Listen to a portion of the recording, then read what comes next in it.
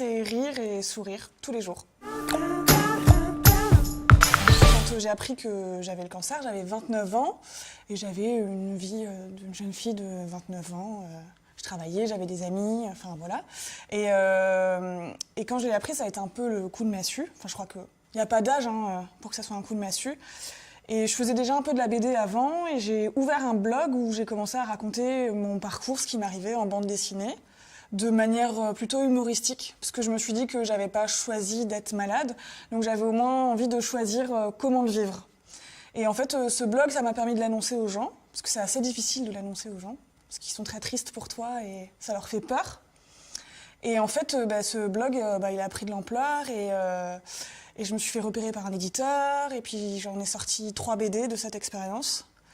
Et puis maintenant, en fait, je fais plus que de la bande dessinée. En fait, je suis auteure de BD. C'est vrai que quand on tombe malade, peut-être qu'on devient plus trop copain avec son corps parce que je lui faisais plus hyper confiance, je comprenais pas trop ce qu'il était en train de me faire. Et pratiquer le yoga intensément, ça a permis de me reconnecter avec lui et de lui faire de nouveau confiance en fait. Si je devais rendre un hommage à quelqu'un qui m'a beaucoup inspirée, que j'ai trouvé très courageuse durant la maladie, c'est mon amoureux. Parce que il a vécu ça avec moi et je trouve en fait que des fois c'est plus dur pour les autres.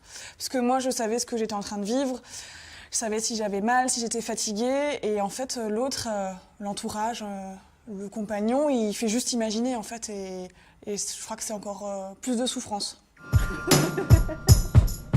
Quand ça allait pas, j'avoue que j'avais tendance à avoir très envie d'aller manger de la pizza et des frites, ce que j'ai fait quand même très souvent. À côté de ça, je mangeais des choses très saines, mais j'avais des moments comme ça, des crushs où il fallait que je mange de la pizza et des frites. Le plus souvent accompagnés ensemble, c'était très important. Alors, un conseil que je donnerais à une femme qui traverse la maladie, c'est de se faire plaisir le plus possible et d'accepter tous les cadeaux. Ce qui me fait avancer aujourd'hui, c'est que j'ai compris que j'étais pas immortelle, que la vie, elle était très précieuse et j'essaye d'en profiter le plus possible.